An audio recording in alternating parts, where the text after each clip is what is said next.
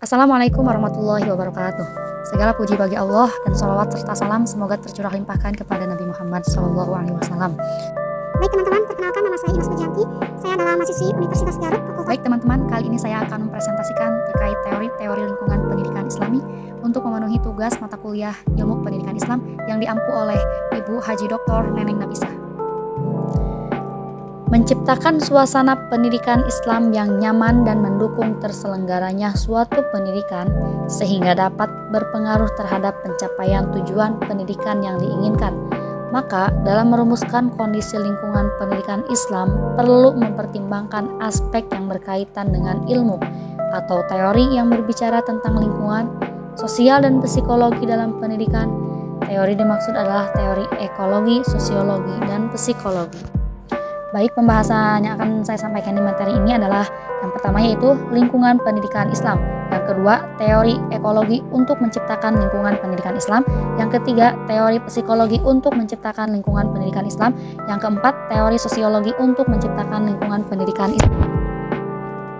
Penjelasan dari poin pertama, lingkungan pendidikan Islam, yaitu menurut Zakiyah Derajat, lingkungan pendidikan Islam adalah segala sesuatu yang melindungi proses berlangsungnya pendidikan Islam. Lingkungan pendidikan Islam dapat berupa lingkungan fisik, sosial, budaya, keamanan, dan kenyamanan. Dalam arti luas, lingkungan adalah semua yang mencakup iklim dan geografis, tempat tinggal, adat istiadat, pengetahuan, pendidikan, dan alam. Dengan kata lain, lingkungan adalah segala sesuatu yang tampak dalam alam kehidupan yang senantiasa berkembang. Baik, selanjutnya lingkungan yang dapat berpengaruh terhadap pendidikan adalah yang pertama, lingkungan fisik atau alam sekitar, yang kedua, lingkungan sosiokultural, yang ketiga, lingkungan sosiobudaya, dan yang keempat, lingkungan teknologi dan informasi. Kemudian ada yang pertama lingkungan keluarga, yang kedua ada lingkungan sekolah, dan yang ketiga ada lingkungan masyarakat. Lingkungan keluarga. Keluarga merupakan masyarakat alamiah yang pergaulan di dalamnya bersifat khas dan intim. Dalam pengertian lain disebutkan bahwa keluarga merupakan sebuah ikatan laki-laki dan wanita berdasarkan hukum atau undang-undang perkawinan yang sah. Sedangkan dalam Kamus Bahasa Indonesia, bahwa keluarga didefinisikan sebagai semua orang seisi rumah, baik itu ayah, ibu, anak, sanak saudara, ataupun kerabat. Kemudian sekolah. Lingkungan sekolah adalah suatu bangunan ataupun lembaga untuk belajar dan memberi pelajaran menurut tingkatannya. Sedangkan dalam pengertian lain disebutkan bahwa sekolah adalah pendidikan formal, mempunyai jenjang dan dibagi dalam waktu-waktu tertentu yang langsung dari taman kanak-kanak sampai perguruan tinggi. Selanjutnya yaitu lingkungan masyarakat. Lingkungan masyarakat ialah lingkungan ketiga dalam proses pembentukan kepribadian anak sesuai dengan keberadaannya. Lingkungan ini akan memberikan pengaruh yang sangat berarti dalam diri anak apabila diwujudkan dalam proses dan pola yang tepat. Karena di dalam keluarga masih banyak kekurangan dan keterbatasan untuk melakukan pendidikan, maka dalam masyarakat bisa didapatkan. Selanjutnya, pendidikan kemasyarakatan memiliki beberapa fungsi. Yang pertama, pelengkap atau komplement. Ialah kegiatan pendidikan yang berorientasi melengkapi kemampuan, keterampilan kognitif maupun performance seseorang sebagai akibat belum mentahnya atas apa yang ia terima dalam sekolah ataupun keluarga. Yang kedua, pengganti atau substitut ialah menyediakan pendidikan yang berfungsi sama dengan lembaga pendidikan formal di sekolah. Memiliki beberapa fungsi. Ketiga, tambahan atau suplemen ialah lingkungan masyarakat mampu menyediakan pendidikan yang sudah ada pada lembaga formal, akan tetapi kurang mendalam dan disinilah bisa didalaminya. Selanjutnya, poin 2, teori ekologi untuk menciptakan lingkungan pendidikan Islam. Teori ekologi diperkenalkan oleh Uri Brunner, seseorang ahli psikologi dari Cornell University, Amerika Serikat. Teori ekologi memandang bahwa perkembangan manusia dipengaruhi oleh konteks lingkungan. Hubungan timbal balik antara individu dengan lingkungan akan membentuk tingkah laku individu tersebut. Informasi lingkungan tempat tinggal anak akan menggambarkan, mengorganisasi, dan mengklarifikasi efek dari lingkungan yang bervariasi. Mikrosistem. Mikrosistem merupakan lingkungan yang paling dekat dengan pribadi peserta didik, yaitu meliputi keluarga, guru, individu, teman-teman sebaya, sekolah, lingkungan tempat tinggal, dan hal-hal lain yang sehari-hari ditemui oleh peserta didik. Kemudian yang kedua, mesosistem. mencakup interaksi di antara mikrosistem di mana masalah yang terjadi dalam sebuah mikrosistem akan berpengaruh pada kondisi mikrosistem yang lain. Misalnya, hubungan antara pengalaman keluarga dengan pengalaman sekolah dengan pengalaman keagamaan, dan pengalaman keluarga dengan pengalaman teman sebaya, serta hubungan keluarga dengan tetangga. Yang ketiga, ekosistem. Ekosistem adalah sistem sosial yang lebih besar di mana anak tidak terlibat interaksi secara langsung, akan tetapi dapat berpengaruh terhadap perkembangan karakter anak. Yang keempat, makrosistem. Makrosistem adalah sistem lapisan terluar dari lingkungan anak. Subsistem makrosistem terdiri dari ideologi negara, pemerintah, tradisi agama, hukum, adat istiadat, budaya, nilai masyarakat secara umum, dan lain sebagainya, di mana individu berada. Keempat, kronosistem. Kronosistem mencakup pengaruh lingkungan dari waktu ke waktu beserta caranya mempengaruhi perkembangan dan perilaku. Contohnya seperti perkembangan teknologi dengan produk-produk turunannya seperti internet dan gadget membuat peserta didik mahir, nyaman, dan terbiasa menggunakan untuk pendidikan maupun hiburan. Selanjutnya, penjelasan terkait teori ekologi untuk menciptakan lingkungan pendidikan Islam. Menurut Bronfenbrenner, dalam mengkaji suatu masalah berdasar teori ekologi, maka harus melibatkan aspek-aspek predikator yang mewakili 4 komponen, yaitu konteks masalahnya, yang kedua orang yang terlibat, yang ketiga proses dan waktu. Oleh karena itu, pengkajian teori ekologi terhadap pengembangan kurikulum pendidikan agama Islam akan meliputi salah satu aspek prediktornya yang paling relevan, yakni karakteristik lingkungan di mana pendidikan karakter dan penanaman habit itu berlangsung atau konteks, karakteristik individu, peserta didik, dan proses pendidikan karakter serta penanaman habit di lingkungan satuan pendidikan. Yang ketiga yaitu teori psikologi untuk menciptakan lingkungan pendidikan Islam.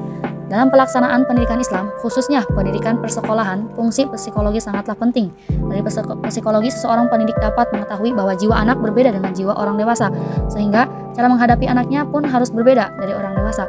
Bahwa dalam pertumbuhan menuju ke tingkat dewasa anak melampaui periode pertumbuhan yang memiliki ciri-ciri tersendiri, sehingga dalam menghadapi anak pada setiap periode, itu harus ada penyesuaian dengan ciri-ciri sifat yang ada. Selanjutnya, ragam definisi psikologi. Ada beberapa definisi ya dari ilmu psikologi ini. Yang pertama, ilmu yang mempelajari tingkah laku manusia. Yang kedua, ilmu pengetahuan yang mempelajari tentang hakikat jiwa. Yang ketiga, ilmu pengetahuan yang mempelajari pengalaman-pengalaman yang timbul dalam diri manusia seperti penggunaan panca indera, pikiran, perasaan atau feeling dan kehendak. Yang keempat, ilmu pengetahuan yang mempelajari aktivitas individu sejak masih dalam kandungan sampai meninggal dunia dalam hubungannya dengan alam sekitar. Yang kelima, ilmu yang mempelajari respon yang diberikan oleh makhluk hidup terhadap lingkungannya. Kemudian selanjutnya, teori psikologi untuk menciptakan lingkungan pendidikan Islam. Ada 3 faktor besar menurut teori psikologi dalam menjelaskan dan memprediksi perilaku manusia. Yang pertama, perilaku disebabkan faktor dari dalam atau deterministik. Yang kedua, perilaku disebabkan faktor lingkungan atau proses belajar. Yang ketiga, perilaku disebabkan interaksi manusia dan lingkungan. Kemudian, teori psikologi untuk menciptakan lingkungan pendidikan Islam. Dalam psikologi lingkungan, teori yang berorientasi lingkungan salah satunya aplikasinya adalah geographical determinan, yaitu teori yang memandang perilaku manusia lebih ditentukan faktor lingkungan di mana manusia hidup, yaitu apakah di pesisir, di pegunungan, ataukah di daratan. Adanya perbedaan lokasi di mana tinggal dan berkembang akan menghasilkan perilaku yang berbeda. Selanjutnya, teori psikologi untuk menciptakan lingkungan pendidikan Islam. Berdasarkan teori perkembangan, maka lingkungan pendidikan memiliki pengaruh terhadap pertumbuhan dan perkembangan anak. Di antara teori-teori tersebut adalah teori empirisme dan konvergensi. Disinilah lingkungan sangat besar pengaruhnya terhadap anak didik. Islam mengakui bahwa fitrah atau potensi manusia itu terbagi menjadi 2 hal yang saling bertentangan, yang satu sama lainnya, yaitu fitrah berbuat baik dan fitrah berbuat jahat. Selanjutnya, pada poin keempat, yaitu teori sosiologi untuk menciptakan lingkungan pendidikan Islam. Menurut F.G., Robin, dan Brown, sosiologi pendidikan adalah ilmu yang membicarakan dan menjelaskan hubungan-hubungan sosial yang mempengaruhi individu untuk mendapatkan serta mengorganisasikan pengalaman. Sosiologi pendidikan mempelajari kelakuan sosial serta prinsip-prinsip mengontrolnya.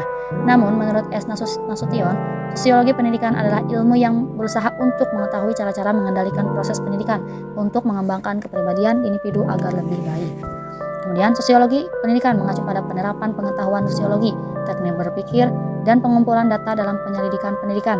Dengan demikian, sosiologi pendidikan mempelajari tentang proses pendidikan sebagai interaksi sosial, sekolah sebagai kelompok sosial, serta sebagai lembaga sosial. Kemudian, sosiologi pendidikan mempunyai manfaat yang besar bagi para pendidik.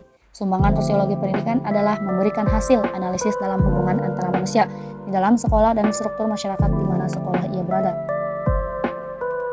Kemudian selanjutnya teori solidaritas sosial dikemukakan oleh Emil Durkheim. Solidaritas mekanik didasarkan pada suatu kesadaran kolektif bersama yang menunjukkan pada totalitas kepercayaan dan sentimen bersama yang rata-rata ada pada warga masyarakat yang sama itu. Indikator yang paling jelas untuk solidaritas mekanik adalah ruang lingkup dan kerasnya hukum-hukum yang bersifat menekan atau represif. Ciri khas yang penting dari solidaritas mekanik adalah bahwa solidaritas itu didasarkan pada suatu tingkat homogenitas yang tinggi dalam kepercayaan, sentimen, dan sebagainya. Yang kedua ada solidaritas organik didasarkan pada tingkat saling ketergantungan yang tinggi. Saling ketergantungan itu bertambah sebagai hasil dari bertambahnya spesialisasi dalam pembagian pekerjaan yang memungkinkan dan juga menggairahkan bertambahnya perbedaan di kalangan individu. Kemudian selanjutnya teori evolusi sosial. Sumbangan Ward yang penting terhadap pendidikan adalah pemikirannya tentang evolusi sosial. Evolusi sosial adalah perkembangan masyarakat secara gradual yang menunjukkan proses perubahan yang terjadi dalam dinamika kehidupan sehari-hari dalam tiap masyarakat. Misalnya, ada setiap peraturan diubah sesuai dengan desakan keperluan-keperluan baru dari individu-individu dalam masyarakat. Kemudian selanjutnya, teori pragmatisme pendidikan. Pragmatisme pendidikan dipelopori oleh John Dewey dalam karya termasyhurnya yang berjudul School and Society yang terbit pada tahun 1899, menekankan sekolah sebagai institusi sosial. Ia memandang bahwa hubungan antara lembaga pendidikan dan masyarakat sangat penting.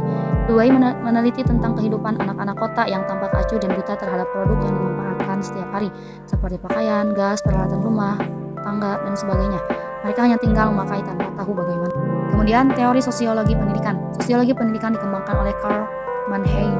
Dalam konteks sosiologi pengetahuan ini, pendidikan mempunyai peran penting dalam perkembangan masyarakat.